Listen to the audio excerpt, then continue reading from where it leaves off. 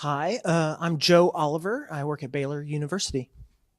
My name is Bianca Hill, and I'm the Transfer Student Ambassador, also from Baylor University. My name is Jevaughney Francis, also Transfer Ambassador, and I'm from App State University. Appalachian State University. Jane Rex, Transfer Services, Appalachian State University. So the first question we have is, how do you first get involved working with transfer students, and what do you love about it, and what is the most challenging part about your work? Thank you, Jay. I've been fortunate enough in my career to have started at a community college in North Carolina, and I was there for 23 years. So it really gave me an opportunity to better understand transfer services, their needs. I was able to grow a student services department to be able to provide all resources and services. So I got a full understanding of the needs of transfer students. So when I came to Appalachian in the Office of Transfer Services, I believe I just sort of got and understood what a transfer student needed. I think what I love about working with transfer students is the diverse population, the different needs, and I really do believe that the grit that you see in a transfer student is different than a lot of the other students that may come in a traditional setting, whether they be 18 years old on a traditional college campus. So I just really love the commitment and desire of a transfer student. I got into transfer success, kind of fell into it. I spent some time in admissions at another university. And then I spent some time working in residence life. Because I was a transfer student in undergrad, I saw a posting at Baylor for a transfer student success program director. At the time, they were just thinking, man, we need to support transfer students better, but we have no idea how to do that. Let's hire somebody. And so I was hired as the first person at Baylor to think about transfer students full-time for my job. And so that's kind of how I fell into it. It's been a great fit. I love transfer students. Jane, you mentioned that diversity. I think that piece is just great. The stories that I get about how students get to Baylor has been amazing. So you have students coming directly through community college. You have students spending time in the military, students who had to stop out because of family situations, they had children or whatever it might be. So every story I get is unique and different. And I love connecting those students to the greater story that we have going on at Baylor. One size doesn't fit all. That's right. In talking about the challenges, what's challenging about your work is, and I think, Joe, you'll probably attest to this, is to allow and to convince other people, not to convince, but to show other people how important transfer students are. So I think that's the challenge of the work we do, is to show your campus community how important transfer students are. Great. We all just led right into the next question. So the transfer student population is incredibly diverse.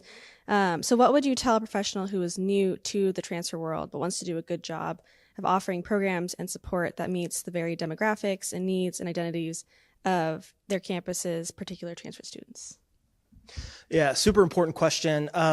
The immediate thought that comes to my mind is knowing your numbers, knowing your data.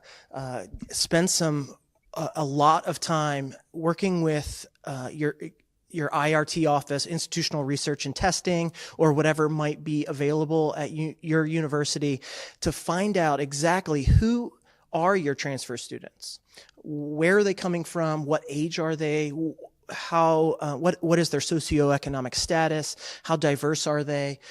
All those pieces of data are important and can change the way that you offer services to the students at your university.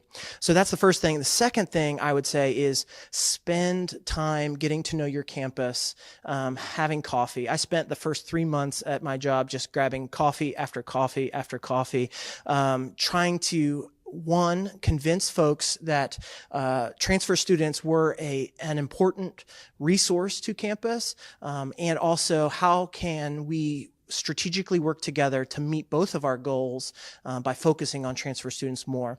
And so that's what I did. For the first 3 months I was in my job, I really just focused on making connections and learning my numbers. So I ditto Joe on both of those. Is understanding your demographics and being able to build relationships is extremely important to see who your key campus partners are going to be in your programming for engagement and retention. I think the other piece to that too is to really understand, let's not guess what our students need, what these different populations need, is to find a way to ask them, what is it that you need? What is going to be helpful? What is going to be those key things that are going to help you retain and graduate? So I agree with you, Joe. All right, Joe. So can you talk a little bit about Baylor's Transfer Year Experience Living Learning Center and the Faculty and Residence Program? Just talk about what those things are, how they've been received on our campus, and then what future opportunities you're considering for them. Sure. So I think the Transfer Year Experience is a pretty great community. Bianca, you could probably attest to that. So the Transfer Year Experience is a living learning center that we have on campus. So practically it's 200 students, a little more than that right now, and made up of probably about 1/4 returning students and 3/4 new transfer students to Baylor. And so students apply to the program, and we have intentional programming that is offered by the returning students for the new students. We have students who are living in a close-knit community with one another, so they're focusing on the needs of each other. One of the areas that we really tend to focus on is this idea that this community is by transfer students and for transfer students. So while I kind of do administrative work behind it, the reality is that the community would not be successful without the transfer students who have bought into the mission of what we're doing. And so that, for me, is really the core or the crux of the community. Now, on a bigger level, we know that students are more successful who feel like they belong. Studies at Baylor, we consistently measure how students are doing, and the key indicator on whether or not a student will persist and graduate is whether they feel like they belong. So what does belonging look like? For me, what we've looked into is belonging looks like they feel like they are a part of a community. If they leave, will they be missed? Can they add to the diversity that is in that community? And so I think that the Living Learning Center is an ideal place for that to happen, where students feel like they can belong. We also have a really robust support structure within that. We have 2 folks focusing specifically on transfer students, myself and my graduate apprentice. We have 2 resident hall directors, a resident chaplain, and a faculty in residence.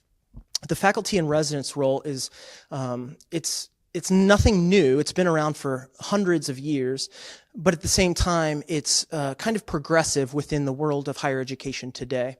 And so in the Transfer Year Experience, we have a full-time faculty member who lives with the students and his family, and really just invest in the students within that community. And that looks different for every faculty in residence that comes in. So some focus more on individual relationships, while others focus more on programming. But we know from studies that are out there that the more students connect with faculty or staff, the more likely they are to be successful. And so we create those opportunities within this community so that students can make those connections. Specifically, there's a distinction between staff and faculty as it relates to how students perceive the academic piece. While a staff member is great for connecting on life issues or just needing help and assistance, there's a distinction because faculty members, the figurehead of the university, students see them differently because of the academic piece. So students can dive deeper into that relationship from an academic perspective. I think combining all those things together creates a more robust community. And our research shows that students who live in that community are more likely to stay and retain. They get higher GPAs. Overall, they're more satisfied with their Baylor education. Great answer. Thank you. So Jane, App State is well known for its transfer service department. Which of your programs do you think has the biggest impact on the student transfer success and why? How many can I tell you? First of all, our Jumpstart Appalachian program, which was established in 2013, provides intentional programming to our partner community colleges, where we also have a regular presence on their campus. A part of the Jumpstart Appalachian program is also the transfer student mentors, who really are the heart of that program. And this is the program that Jay is involved with right now. But it's an opportunity for those mentors to reach out to those students who are prospective or admitted students on those campuses, to have a point of contact and to help them through that transition when they come to Appalachian. In addition to the transfer student mentor program, we have initiated a transfer student specific campus tour. So there are several days during the week where a student can sign up, and the conversation, the presentation, the tour itself is very intentional and targeted towards transfer students. Our transfer student mentors are a part of that campus tour as well. We currently have an RLC as well. I think probably close to 200 students in our transfer RLC. And again, very similar to what you're talking about as far as that sense of belonging. Again, I think something that helped Jay to get involved as a transfer student mentor by living in that RLC. We also have over 100 faculty mentors, transfer faculty mentors, which these are faculty in academic departments who has decided that they would want to support transfer students. So if we have a prospective student who wants to know more about a specific major or discipline, we can connect them with the faculty mentor. Or if there's someone who has transferred to Appalachian, let's say their first semester, they're struggling in a math course, we have 3 or 4 faculty mentors in the math department who will reach out to them and help them through the transition. So those are a few of the resources and services that I feel have been really impactful. The one other thing, we are fortunate enough to have a person dedicated to, in our office, our associate director for engagement and retention, who also does very intentional transfer programming and works with students from the time they go through the orientation and welcome weekend events until they graduate. So fortunate in that regard. Just wanted to let you know we're about 5 minutes out. All right, so Joe, you are an office of 1, which just blows my mind. 2, if you count your graduate apprentice. So how do you do it, and how do you ensure that every single transfer student feels connected and supported? So I was hired, and I was one person. I literally had no official, structural dynamic to my office. I didn't have like a direct supervisor really. And so, it was a learning curve for sure. But here's the deal: is I am an office of 1, but the reality is that I have a campus of resources for me. And so the way that I move forward with that is that I would basically plead to other offices around campus to offer resources to really help me do what I needed to do. And the reality is, it's not a hard sell. Students, once you can tell the story or the stories that students are bringing to campus, the needs that arise, and the fact that my goals align with the other offices on campus, their goals, they're willing and able to support what I'm doing. And so, yes, office of 1, but I rely very heavily across campus, from admissions to new student programs to academic support services, you name it. Another way that I do that is through really leveraging the transfer students themselves. And so what I think we put in place is a very robust leadership structure that really encourages students to own the transfer experience, not just for them, but for the new students who are coming. And if I can get them to buy into that vision, then I have a ton of students who could probably do a better job than me in supporting transfer students because they're living with them, they see them in class, and they know exactly what's going on. And so those are the main ways that I overcome the idea that I'm an office of one. I think we probably need to ask a question for them. Oh, yeah, that's a good idea. Okay. Do you want to go ahead and ask it? Why don't you go ahead and ask it? Okay. So, Jay and Bianca, I am curious. Can you talk a little bit about how you decided to get involved on campus and what it meant to you to have Jane and Joe, me, connect with you so directly? Sure. So we talked about the Living Learning Center. I actually, a week before classes started, my first semester at Baylor, just happened to find Joe's name online, and I didn't know anybody else on campus. And I went, well, he sounds like a transfer person, so I guess I'll email him. And he went, oh, actually, there's a space in our Living Learning Center if you want to live here. I went, well, okay, I don't have anywhere else to live. And so in deciding to live there, that community, the faculty and residents, the resident chaplain, having people who were living around me who were either transfer students themselves or dedicated to transfer success, all of that really helped in just making me want to get more plugged in, because I did feel that sense of belonging and had a sense of ownership in the fact that being a transfer isn't, you're kind of the oddball sometimes, but there's a very special place for you to be on campus and for you to have your voice heard. And so that was kind of how I decided to get involved. And also what it meant to have, I talked about this before the interview started, but my mom asked me right before I graduated, what do you want to do with yourself? And I went, I really want to be a Joe. Just because it meant really everything to have somebody who said, I'm going to pour very intentionally into other students who I'm extremely passionate about. And so, yeah.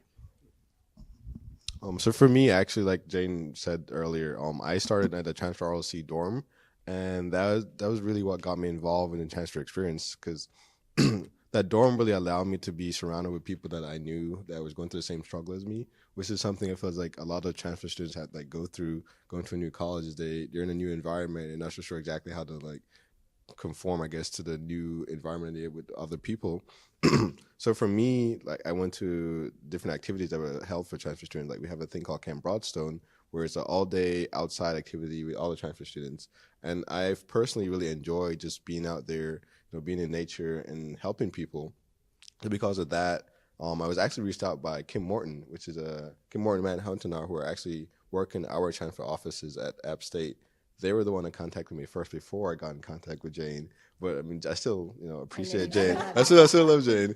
But because of that opportunity, now I was able to become a transfer student mentor. And because of that whole group of mentors that I really, really love being a part of, I'm able to help other transfer students. And I'm really able to just tell them, to let them know that I understand what they're going through and that we're here for them. Because I feel as if the transfer community is a very important part of a community at a college campus, especially at Appalachian State, because we make up at least 1/3, I think, of our campus. That's a very large number. That's the sixth question. And yeah, so I think that after getting connected with Jane and Kim and Matt, it really helped me grow as a transfer student and understand and look at the different environment that it is being a transfer student. To both Jane and Joe, is there anything on the transfer horizon, emerging trends, issues, or research that transfer professionals should keep their eye on, do you think? So if I look into my crystal ball, here's what I see. I see a growing complexity as it relates to transfer. With the growing student debt crisis, with just the dynamics of higher education as a whole, my prediction is that more and more students will be utilizing transfer as a way to graduate and get a 4-year degree. With that in mind, when the receiving institution has those students come in, they're going to be coming with a variety of transcripts, a lot more complexity. And so as a 4-year institution, we really have to be thinking about how are we going to be addressing the growing complexity, the number of ways that students are trying to come to their new university to graduate. How can we support them through that process? So that's kind of what I see. We'll see what happens. Good. Well, I think one of the things that's happening in North Carolina, we have around 116 early college and innovative high schools. Lots of dual enrollment, so more and more students are taking courses in high school, and it's extremely important for us to identify how to reach those high school students, the high school counselors, those early colleges, to ensure that the courses that these students are taking are appropriate. They're not empty credits when they come to our campuses, and that they can transition smoothly. And like I said, that process for those students is as seamless as a transfer student as well. So I see, particularly in North Carolina, that's one of our challenges right now. Well, on behalf of both of us, I know he has his own words to say, but we're very thankful to both of you, to all of the professionals who are here at this conference and who are going to see this, who weren't able to be here. We are thankful for your work and for all of your dedication. So thanks for being here. Yeah, also like to say thank you very much, Jane. Thank you, Joe, for being here. And I feel as if this opportunity for me is just like what I believe in. And I tell every transfer student that try to go out there and just take whatever is given to you. Mm-hmm. And I feel as if like this is a good representation of that. And I really appreciate this for you guys being here. So thank you.